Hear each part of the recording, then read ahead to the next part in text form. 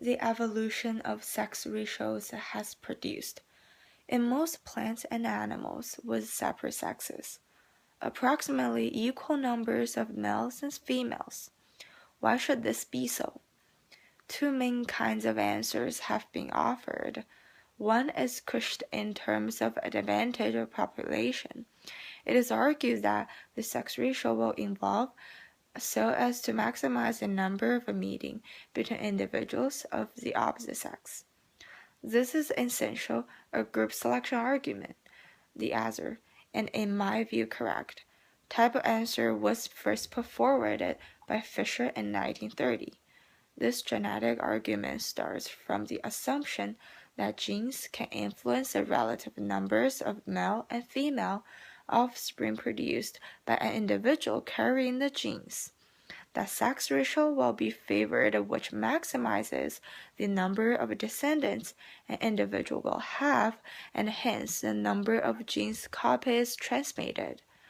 Suppose that the population consisted mostly of females. Then, an individual who produces sons only will have more grandchildren. In contrast, if the population consisted mostly of males, it would pay to have daughters. If, however, the population consisted of equal numbers of male and females, sons and daughters would be equally valuable. Thus, a 1-to-1 sex ratio is the only stable ratio. It is an evolutionarily stable strategy, although Fisher wrote before the mathematical theory of games had been changed.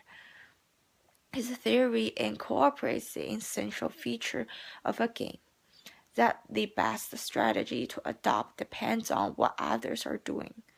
Since Fisher's time, it has been realized that genes can sometimes influence the chromosome or gamete in which they find themselves, so that the gamete will be more likely to participate in fertilization. If such a gene occurs on a sex-determined chromosome, then highly aberrant sex ratios can occur. But more immediately relevant to game theory are the sex ratios in certain parasitic wasp species that have a large excess of females. In those species, fertilized eggs developed into females and unfertilized eggs into males. A female stores sperm and can determine the sex of each egg she lays by fertilizing it or leaving it unfertilized.